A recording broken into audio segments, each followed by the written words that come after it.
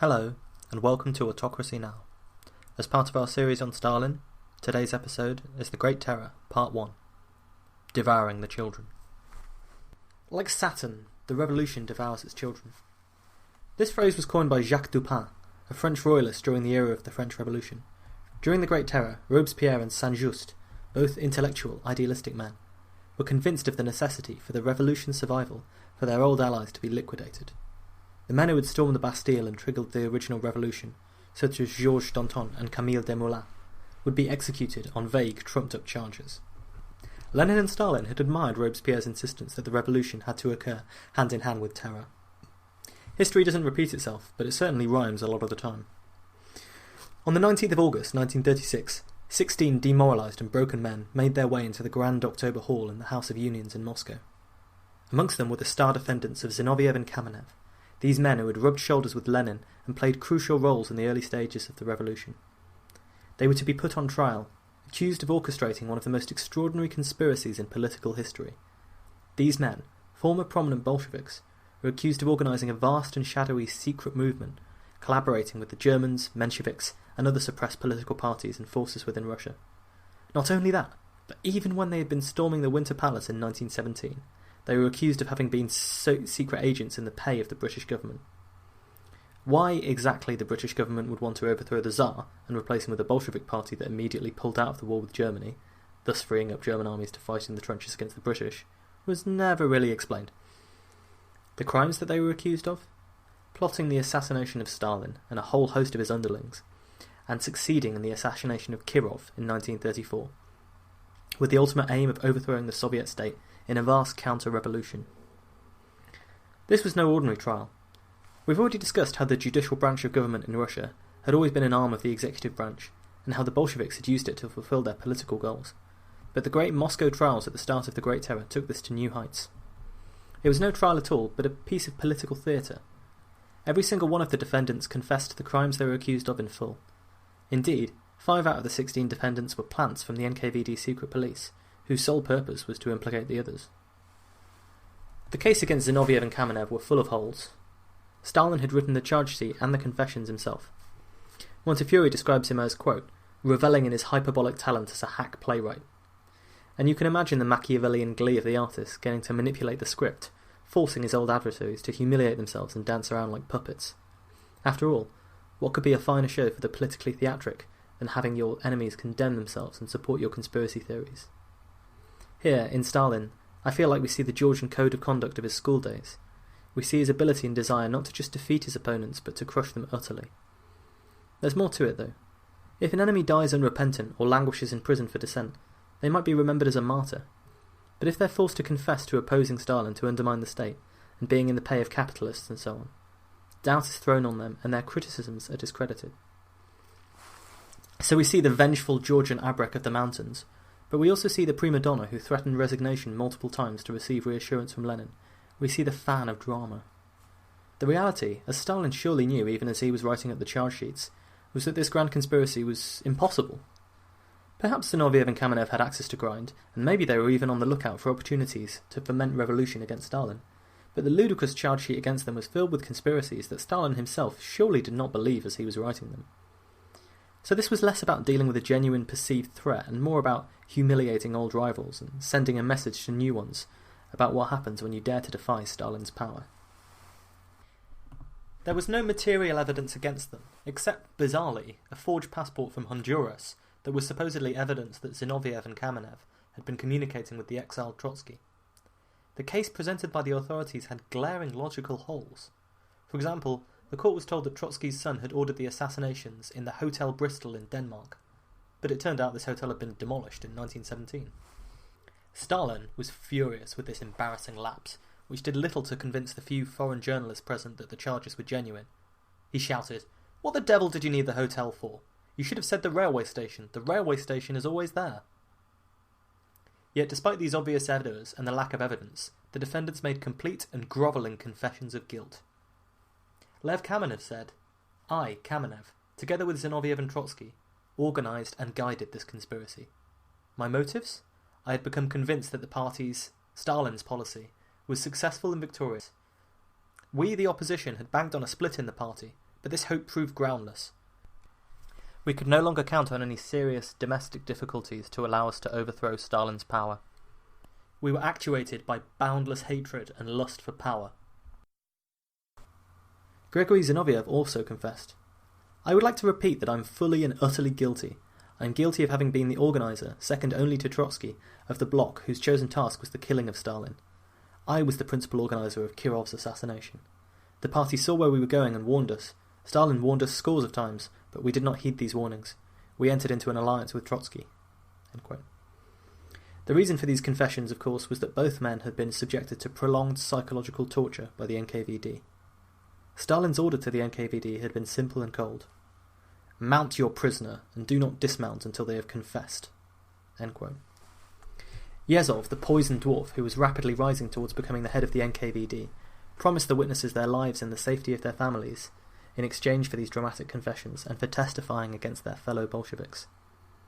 The great soullessness of the Soviet state and the Kafkaesque nature of being accused by it was known to Stalin and illustrated in a conversation he had with one of the policemen during the confessions. Stalin: "You think Kamenev may not confess?" Policeman: "I don't know." Stalin: "You don't know? Do you know how much our state weighs with all the factories, machines, the army with all the armaments and the navy? Think it over and tell me." "Well, nobody can know that, Joseph Vissarionovich. It is in the realm of astronomical figures." "Well, and can one man withstand the pressure of that astronomical weight?" "No, Comrade Stalin." "Very well then, do not return until you have the confession of Kamenev." The secret deal that these men had made with the NKVD is revealed by Kamenev's final remarks in the trial, which are telling. They required to play their parts in the drama right until the end, of course, but Kamenev veered off script. He said, "I should like to say just a few words to my children. I have 2 children. One is an army pilot, the other a young pioneer. Whatever the sentence may be, I consider it just. Together with the people, follow where Stalin leads." End quote. By referring to his sons as loyal servants of the state, Kamenev clearly hoped that they would be spared. It is very likely at this stage that he knew any promises made about his own life weren't going to be kept. Not that it did him any good to please for his family's life, because both boys would later be shot. On the other side of the trial was the special prosecutor, Wyszynski, who had once shared a cell with Stalin. This man, who Western journalists described as resembling a prosperous stockbroker, launched into vicious attacks on the defendants, designed to whip people up into a frenzy. In his summing up, he cried, quote, "These mad dogs of capitalism tried to tear limb from limb the best of our Soviet land. I demand that these mad dogs be shot, every one of them." End quote. This fury was echoed in Pravda's headlines the next day. "Crush the loathsome creatures, the mad dogs must be shot." So as you can see, Pravda was fractionally worse than the Daily Mail. The attempt to whip up public fury and outrage, and thus unite the people of the USSR against a common enemy, fits in with everything we've said about the Bolshevik siege mentality. The system, to an extent, needed people to unite against and persecute, justifications of the fanaticism and harsh wartime social and economic policies, and ultimately it needed people to blame for the gap between the socialist dream and the reality of the socialist state. It reminds me a little bit of some of the politics of today. Obviously, the Bolsheviks did not campaign politically per se. They rejected democracy and the Duma parliament when it no longer suited their aims. But they did appeal to the people, and they did so on this platform of a revolutionary struggle against a common enemy. It was this fanatical idea of the struggle that motivated them throughout the Civil War. Being a defender of the revolution was key. The same attitude was brought to economic policy, where fanaticism was still the order of the day. The Stakhanovite movement, which flourished under the 5-year plans, where individual workers were celebrated for completing impossible feats of coal mining or steel production, was a prime example of this.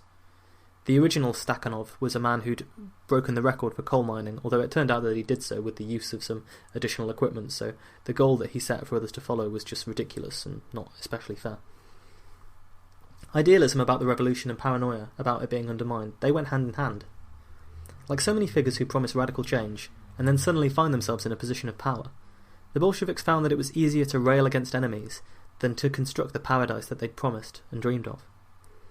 The politics of the outsider movement don't always adapt well to holding the reins of authority in a vast state like Russia. So, just as Stalin had frantically pursued power and radical economic change, he now fanatically wreaked vengeance upon his enemies within the Bolshevik party. If you've ever suffered from insomnia, maybe on the day before a big exam or job interview, you can probably imagine perhaps 1,000th of what the trial defendants felt. The guilty verdict, when it came with the inevitability of the rising sun and the bird song informing you that it's time to face another day. But for these men and women, it would be their last day. Stalin was holidaying in Sochi, and 3 hours later, he ordered the executions of the prisoners. Stalin never personally attended torture or executions, but he knew plenty of men who were willing, if not eager, to carry out the work. In reading about this, I often wonder how I would react to the knowledge that I was about to be executed. It's one of those human experiences that's happened across the generations in countries across the world, having that knowledge that in a few hours you'll die a violent death. Charles I, when he was about to be executed by Parliament, spent the night with his family and slept a little. Louis XV, when he was due to be executed by French revolutionaries, spent his time reading about Charles I, the one man who might feasibly know what he was going through. There's a universality to death which unites all human beings. There's that famous Bukharin quote about it. We're all going to die, all of us. What a circus. That alone should make us love each other, but it doesn't. We are terrorised and flattened by trivialities. We're eaten up by nothing. End quote. And a lot of people were going to be eaten up by nothing in the Great Terror. I guess it's one of those questions, like a lot of moral dilemma questions, where there's probably a gap between what we say we'd do and what we fear we'd do. Apparently, Zinoviev and Kamenev were at opposite ends of the spectrum. Kamenev stoically accepted his fate and told Zinoviev to die with dignity, while Zinoviev begged and pleaded with the guards to call Stalin, who'd promised to save their lives. The end result for both of them was the same. They were shot through the back of the head. This fate is echoed in George Orwell's 1984, A Denunciation of Stalinism, where Winston Smith, the protagonist, writes in his diary feverishly, "They'll shoot me, I don't care. They'll shoot me, I don't care. They'll shoot me in the back of the neck, I don't care. They always shoot me in the back of the neck, I don't care." Apparently, the bullets were retrieved, cleaned, labelled Zinoviev and Kamenev, and kept by Yagoda, the current head of the NKVD. As for Stalin, he didn't watch these executions himself. But, just like the monarchs of old, he had his court jesters who'd entertain him. In this case, his personal bodyguard's head, Pauka, would entertain him. It's symbolic of power having other humans specifically attempt to amuse you, isn't it? Pauka performed for Stalin as Zinoviev, begging for his life and reciting Jewish prayers, and according to Montefiore, quote, Stalin was almost sick with merriment and waved at the man to stop. It's a little sickening to imagine him taking such perverse pleasure in the execution of someone who'd once been his ally and friend. As a young man, Stalin had been awestruck by Kamenev speaking, in the early days of his revolutionary career when he was stuck in that tiny room in the astrological seminary. Now he laughed at the deaths of the old Bolsheviks he'd once admired. The trial of the 16, as the first of the Moscow show trials was called, was not the end of this attack on the Trotskyite counter-revolutionary bloc. Trotsky, for his part, was in exile, but under house arrest in Norway, and he was unable to speak out about the trial as news from Russia filtered through to him. He was sentenced to death in absentia, and powerless to help his allies in Russia, although Stalin wasn't able to have him killed, yet. The first show trial was just the beginning. The defendants had all been forced to implicate the next set of victims for the next show trial. These were mainly figures from the right opposition, such as Bukharin, Rykov and Trotsky. Trotsky saw the writing on the wall and committed suicide as soon as he was implicated in the trial, probably to avoid the humiliation of false confession and implicating his friends. Stalin was reportedly furious, especially when the suicide was compared to that of Nadia. Trotsky's suicide would serve another purpose in the Great Terror. His suicide note mentioned that Yagoda, the current head of the NKVD, was friendly with members of the right opposition. The man in charge of investigating Trotsky's suicide who found this note? Well, it was Yezhov, the poison dwarf, always trying to spin the situation to his advantage. Casting suspicion on Yagoda, and eventually outright attacking him for being complacent, Yezhov got his way and was appointed head of the NKVD in September, with Stalin saying that Yagoda was not up to the task of exposing the Trotskyites. Some of the figures on the right, including Bukharin, felt that Yezhov's appointment signalled that the terror was over. But in fact, we know with hindsight, it was only just beginning.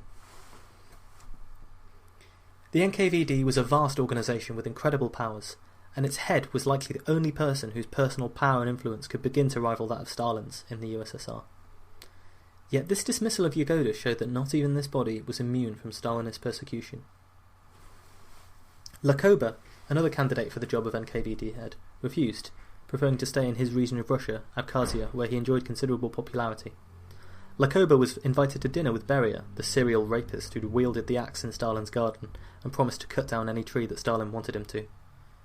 That very night, Likova fell deathly ill, and a few hours later he died of a heart attack, aged just 43. His doctors were convinced that he was poisoned. Beria had the body cremated and Likova's entire family was killed. Stalin, musing to himself in a meeting of the Politburo, he often liked to scribble on a pad of paper in front of him. Well, around the time of this, he scribbled, "Poison, poison." The Bolshevik party was turning on its own. Much like the Great Terror of the French Revolution, the atmosphere for this massive persecution and paranoia was at least in part set up by foreign conditions. After all, remember that a whole long list of capitalist countries tried, without much enthusiasm or commitment, but tried, to intervene in the Russian Civil War as anti-communists. Hitler came to power in 1933, broadly on the back of anti-communism for the German people, and you can argue that the same atmosphere of polarisation that made communist governments possible really drove the rise of fascism in Europe. Hitler had stated that communism was a menace and that the Soviet Union should be destroyed. Even more broadly, for an ideological Bolshevik who knew his Marx well, the global revolution that they had dreamed of had not manifested itself. The system wasn't supposed to work this way. Even in Stalin's own mind, and the rhetoric he delivered to the public, we'll remember that one key aspect of the propaganda of the 5-year plans is that any failures to meet targets were down to wreckers and saboteurs. By pointing endlessly to the internal enemy and fears of a fascist fifth column in any war that the 5-year plan was so brutal in order to justify, Stalin was laying the ideological groundwork for the terror. Fears of counter-revolutionary threats, wreckers, saboteurs. They were at least partially justified, but they'd been given a very wide airing. Bukharin, in these unsettled times, having been demoted to low positions, took to bombarding Stalin with letters pleading for his life. Quote, "I am not me. I can't even cry on the body of an old comrade. Koba, I can't live in such a situation. I really love you passionately. I wish you quick and resolute victories." Stalin, of course, never replied, but he read every letter and would often scrawl "crank," "big child," or "ha ha ha" in the margins. Bukharin was almost toyed with in a cat-and-mouse way, while Stalin orchestrated further and deeper purges against his former allies. Bukharin met with one of those who was currently on trial, and imagine that, walking around Moscow, seeing people who are on trial, knowing that you'd be next. He saw Pyatakov and described him to his wife. Quote, "Living remains, not of Pyatakov, but of his shadow, a skeleton with his teeth knocked out." End quote. In the next show trial, former industrialists who'd been charged of the first 5-year plan, like Radek and Pyatakov, were the defendants. This, then, was the trial of the anti-Soviet Trotskyist centre. Radek, whose sparkling wit had led him to be credited with many of the anti-Stalin Soviet jokes, and who was an active member of the left opposition, read his script, which laid the groundwork for a much wider purge to come.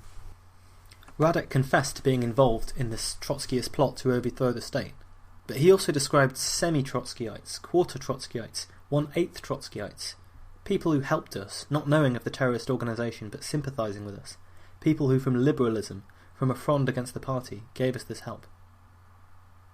But what did it mean to be 1/8 Trotskyite? In effect, it was the same as what it meant to be a kulak during collectivisation. The enemy was shadowy, hazy, ill-defined. Therefore, anyone who resisted, or even showed signs that they might resist, was now somehow part of the conspiracy. Nikita Khrushchev, a rising star in the party, addressed feverish crowds in Moscow. Quote, "By raising their hand against Comrade Stalin, the Judas Trotsky and his bloc have raised their hand against the best that humanity has, because Stalin is our hope, Stalin is our banner, Stalin is our will, and Stalin is our victory." End quote. The prominent Bolshevik, Odzgonakidze, realising that Stalin's purges were focused on his deputies and knowing that he'd be next, shot himself through the heart, exactly as Nadja had done. The symbolism of the gesture is obvious. His death was formally announced as a heart attack. He avoided the fate of some of his fellow Bolsheviks and was permitted a state funeral. Bukharin was not so fortunate. He refused to shoot himself as he felt that it would be an admission of guilt. He had seen the fates of Zinoviev and Kamenev and did not want to face his own fate with the same lack of dignity, forced to confess and lie about his own actions. He knew he was going to die, as the net shrunk around him, and he behaved accordingly. He dictated his final testament to his wife, Anna, but told her not to write it down, merely to remember it, in case it was used against her as evidence. Anna, who later detailed their life together in her memoirs, described the moment when they knew they were parting for the last time, when Bukharin's arrest went through. His final words to her were, "See, don't get angry, Anyutka. They were irritating misprints in history, but the truth will triumph." She says, "We understood that we were parting forever." Anna herself would at first be exiled, then arrested and sent to the Gulag in 1938. She would spend the next 15 years in various prison camps and forced labour camps, until Stalin's death when she was freed. She then began a political crusade to have Bukharin exonerated, which finally resulted in success in 1988, when he was rehabilitated and cleared of all charges. At this point, Anna was 74 years old. Yezhov, the poisoned dwarf, was now relishing his role in charge of the NKVD, advising those who worked under him not to be too concerned about the innocent or the guilt of the victims of the terror. He said, "There will be some innocent victims in this fight against fascist agents. We are launching a major attack on the enemy. Let there be no resentment if we bump someone with an elbow. Better that 10 innocent people should suffer than one spy get away. When you chop wood, chips fly." End quote. He was backed up by the ever-unbiased Pravda, which published a song for the NKVD to sing as they arrested people. I'm going to quote the lyrics, I don't think I'll sing to you. "The entire Soviet people helps us to chop down the enemy's claws, to cut down the enemy's teeth, to destroy the nests of the enemy with fire. We will defend our Soviet country in the Yezhov manner. Hey, enemies, you can't hide your malicious faces in new masks. You can't escape from our stern Yezhov grip of steel. Crawling reptiles cannot slither stealthily to the heart of the motherland. Our untiring people's commissar discovers all with a sharp-eyed glance. We are the defence of millions. We are the defence of the whole country. From traitors, spies, inciters of war. To saboteurs, no mercy." End quote. Catchy, right? For Bukharin, too, there was no mercy. This fiercely intellectual man, whom Lenin had described as the darling of the whole party, and who Stalin had called Bukharchik as a term of endearment, was imprisoned for over a year in a Lubyanka prison, a vast and grand austere building that was like the Bastille of the Soviet Union. He attempted to go on hunger strike, which Stalin described as blackmail, and he wrote a lot. Apparently over 200 poems, and an autobiographical novel, How It All Began, which was never finished. It ends, ominously, mid-sentence. Bukharin's approach to his show trial was a little different. Like everyone else, he was well aware that his family had been imprisoned and could be executed. He made a full confession to being a Trotskyite and trying to restore capitalism to the USSR. But he refused to confess to individual, specific crimes, like the murder of Kirov. All he'd say is that he took complete responsibility for the activities of the bloc, while evading questions on the specifics. Obviously nothing Bukharin said could possibly change his fate, but it's clear that he wanted to make some act of protest. Reading a transcript of Bukharin's testimony, which you can do online, is very odd. The intellectualism shines through, as he almost pontificates endlessly in a vague confession of these counter-revolutionary crimes. It's littered with almost minor points of doctrine.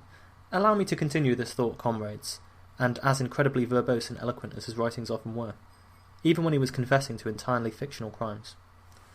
Wyszynski, in his dogged manner as chief of show trial theatrics, summed up. His words serve as a good reminder that Stalin is attempting to discredit any intellectual opposition to his rule, past and present, as motivated by foreign powers and dishonest. Quote, "Exactly 1 year ago, Comrade Stalin analysed deficiencies in our work, and arrived at the conclusion that the Trotskyite hypocrites must be liquidated. This direction he outlined in an article he wrote, in which he stated 2 words on the deviants, saboteurs, spies and others. Trotskyites and Bukharinites, Your Honour, this whole right-wing Trotskyite bloc whose leadership is now in the dock is not a political party. It is not a political movement.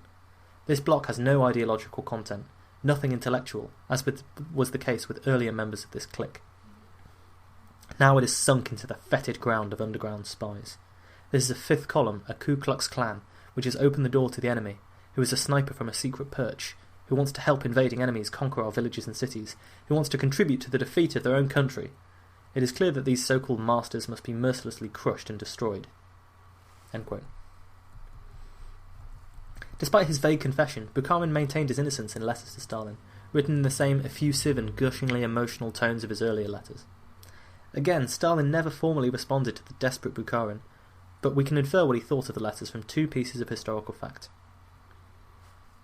The first is that when his desk was searched after his death, one of the 3 letters he kept, you'll remember there was one from Lenin referring to Stalin yelling at his wife, was from Bukharin. In it, he calls Stalin by his childhood nickname, by the name he'd like to be referred to always. as in a desperate attempt to remind him of their closeness, and maybe the honourable nature of the character that he's naming him after. Bukharin wrote, "Koba, why do you need me to die?" The other fact that lets you know what Stalin really thought is that Bukharin begged to be allowed to die by poison, or a cup of morphine in his poetic terms. Stalin not only had him shot, but the NKVD officers in charge of his execution forced him to watch other people getting shot first. Bukharin was executed in 1938. Bukharin's show trial had another important defendant, the former head of the NKVD, Yagoda. Such was the accelerating rate of the Stalinist purges, Yagoda had been demoted from head of the NKVD in 1936, arrested in 1937, and executed in 1938. So all-encompassing was the Great Terror that it consumed even key members of the NKVD that carried it out. The reason for getting rid of Yagoda are of course obvious, and again George Orwell's 1984, which after all was written as a satire or critique of the socialist system, provides us with the perfect metaphor. Incidentally, reading 1984 will give you as good an idea of any as understanding Stalin's Russia and terror as any fictional book.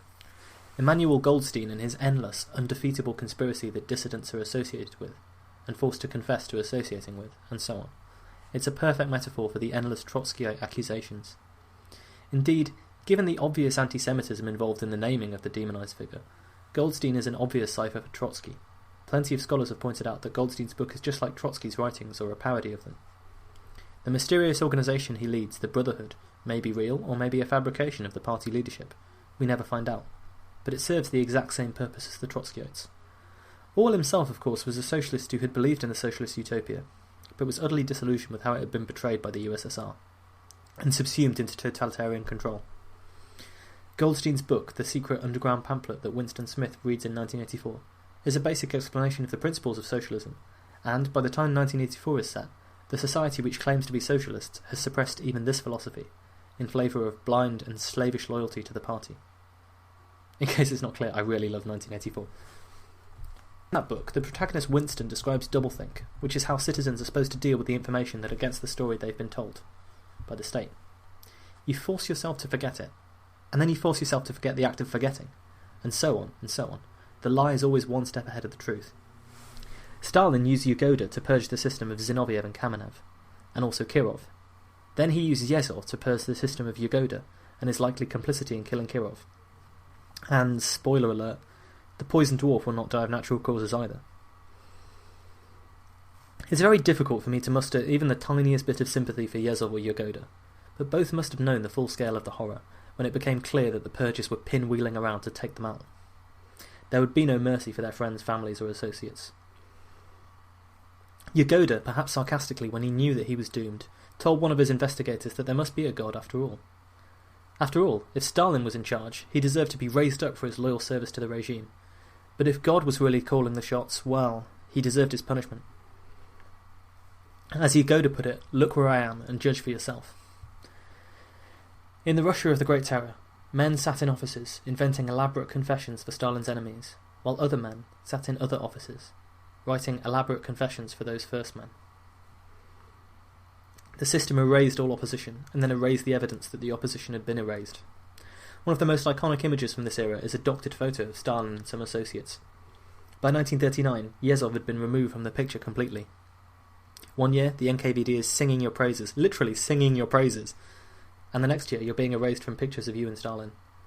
Enemies are not just defeated, but destroyed completely. History is not just suppressed, but rewritten. This was the ambitious goal of the Great Terror, and at its end, only Stalin and a few members of his inner circle survived. One of the important things to note about this is that Stalin made sure that all of those members of the inner circle that survived were equally complicit in the Great Terror. They all signed execution lists in their various regions. And when, after Stalin's death, Khrushchev denounced the Great Terror in the secret speech, there was a lot of arguing amongst Stalin's underlings because they had all been complicit, and a lot of them felt like Khrushchev was trying to distance himself from something he'd been a part of. It's in the same way as ensuring membership of a cult by undergoing a murder together. The blood binds them together after this point. Now, one of the most important aspects of Yagoda's conviction is that in his confession, he implicated the next bunch of high-ranking officials who were going to be persecuted by the NKVD. These were the men of the Red Army. Chief amongst them, Marshal Tukhachevsky, who Stalin had long suspected of plotting some kind of military coup against the revolution. again with very little evidence. He was arrested, and Yezhov was put in charge of his interrogation, and Yezhov was not afraid to use physical torture as well as psychological. Perhaps we'll never know for sure what precise techniques were used by the NKVD to wring a confession out of Tukhachevsky. What we do know is that the confession, which still survives in the Soviet archives, was spattered with blood. Stalin saw spies everywhere in the Red Army, and by the end of the Purge, 30,000 members of the armed forces had been killed, and more than half of the officer corps.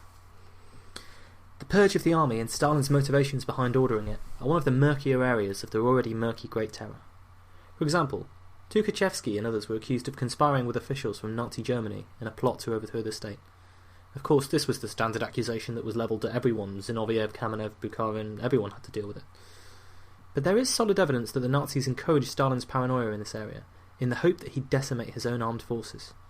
Reinhard Heydrich, the brutal head of the SS, had 32 documents forged to make it look like Tukhachevsky had been involved in a plot to topple Stalin. Allowing Stalin to discover these forgeries gave him all the pretext he needed to ruthlessly purge the Red Army.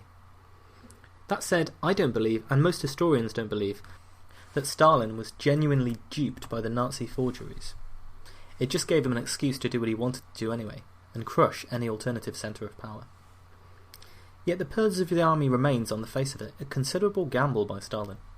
Tukhachevsky was a brutal man, but he was a brilliant military strategist who was beginning to understand what armour and aircraft would do to modern warfare. Something that Hitler, of course, and the architects of Blitzkrieg understood very well. That was why they designed their strategy of lightning war that utilised fast movement, aerial bombardment, and armour above all else. There was no question that Stalin's paranoia caused him to weaken his own army considerably. All this while the state was being squeezed to maximise military production. Given that there was probably no realistic coup, and Stalin knew that, it seems like a misstep. What's clear is that Stalin the autocrat shines through this action. He was willing to weaken the socialist state, the Russian military, and cut down military leaders who could be helpful in their prime. All this in order to terrify people, to increase their loyalty. Stalin would regularly say that the only way to win was to soldiers were more terrified of their own side than they were of the enemy. And yet we can clearly see in this action that one of the flaws of dictators is that they often put a higher price on loyalty than competence. This will have its own consequences. There's so much to say in going through the Great Terror, so I've split it into 2 episodes. Next time, I will dive into the impact of the Great Terror on ordinary people, not just Bolsheviks or politicians in the USSR.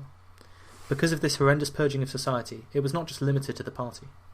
In the USSR, Stalin, Yezhov, and the NKVD, they made themselves the common enemy of mankind. Thank you for listening to Autocracy Now! If you've enjoyed listening to the show, there's all kinds of things you can do to help, from telling all of your friends to following us on various social media accounts like Twitter and Facebook, visiting the website, donating to the show, leaving us a good review on iTunes.